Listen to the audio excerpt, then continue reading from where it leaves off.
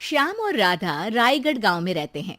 वैसे तो उनके अपने घर में ही 2 वक्त का खाना पूरा नहीं पड़ता, लेकिन फिर भी श्याम हर रोज किसी न किसी नए मेहमान को दोपहर के खाने पर घर ले आता है। ये क्या है जी? जब आपको पता है कि हमारे पास अपना पेट भरने तक का खाना पूरा नहीं होता, फिर क्यों रोज किसी न किसी नए मेहमान को घर लेकर आ जाते हो? ऐसे तो जिंदगी जीना मुश्किल हो जाएगा। मेहमानों को खिलाना पुण्य का काम होता है, इससे भगवान खुश होते हैं। तुम क्यों उसके बीच में आकर पाप की भागीदारी बन रही हो? दोबारा मेरे सामने ऐसी बात मत करना, समझी? इन्हें समझाना तो बेकार है। मुझे ही कोई ऐसी तरकीब सोचनी होगी जिससे मेहमान अपने आप ही यहाँ आना बंद कर दे। राधा तरकीब सोचने में लग जाती है। श्याम बिना कुछ बताए जल्दी घर से निकल जाता है और राधा अपने काम में लग जाती है। कुछ घंटों बाद श्याम अपने एक दोस्त के साथ घर वापस आता है। सुनो राधा, आज दोपहर के लिए 3 मेहमानों का खाना बनाकर रखना, और याद रखना उनकी खातिर में कोई कमी ना हो। श्याम की बात पर राधा हैरानी से उसकी तरफ देखने लगती है, लेकिन दोस्त के साथ होने की वजह से कुछ बोल नहीं पाती। घर में तो ठीक तरह से 2 लोगों के खाने लायक तक दाल चावल नहीं है और इन्हें मेहमान बुलाने हैं। बस अपना अपना बोलते हैं, दूसरे की तो कभी सुननी ही नहीं है। क्या करूं मैं कि उसके दिमाग में एक तरकीब आती है, जिस पर वो श्याम और उसके दोस्त के घर से बाहर जाते ही रसोई में से सिलबट्टा निकाल कर लाती है। अब मुझे मेरे ये साथी ही इस मुश्किल से बाहर निकालेंगे।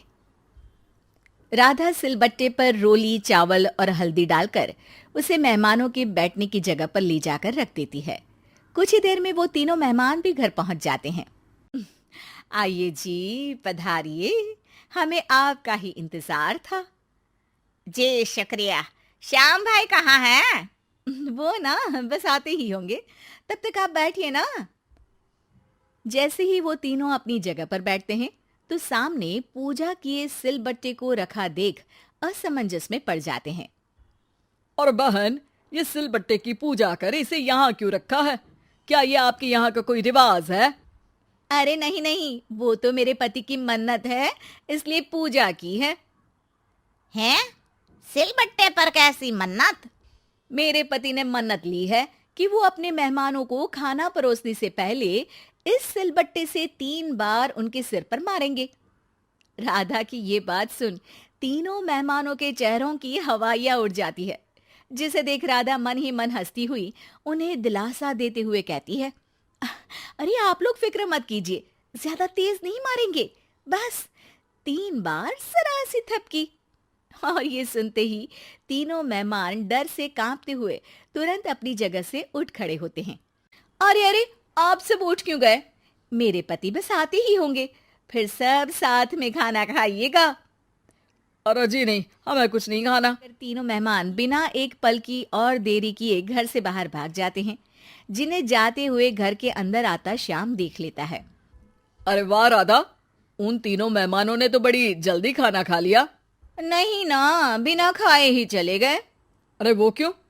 क्योंकि वो खाने से पहले मुझसे ये सिलबट्टा मांग रहे थे, तो मैंने बोल दिया कि मेरी माँ ने दिया है, मैं नहीं दे सकती। बस फिर वैसे ही चले गए। राधा की बात सुन श्याम गुस्से से लाल होकर उस पर चिल्लाने लगता है। तुम पागल हो क्या? मेहमान को नाराज कर दिया। मेहमान जो मांगे उन्हें वो देना हमारा फर्ज है। इतनी सी बात तुम्हें कब समझ में आएगी? मैं अभी उन्हें ये सिलबट्टा देकर वापस घर में ले आता हूँ, तुम खाना तैयार रखना। और मेहमानों को ढूंढना शुरू कर देता है, जो उसे पास में ही एक पेड़ के नीचे बैठे दिखते हैं।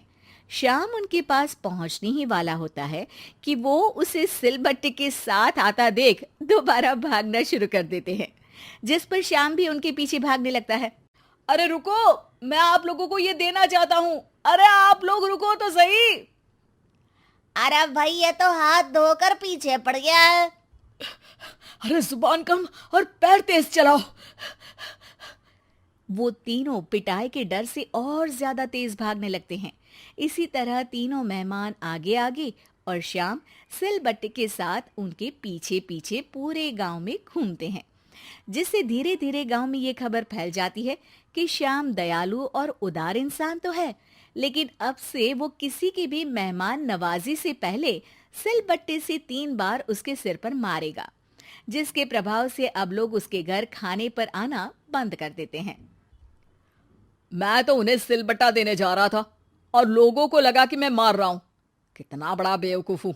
अब मेरी ही वजह से कोई यहां खाने पर आने के लिए तैयार नहीं है।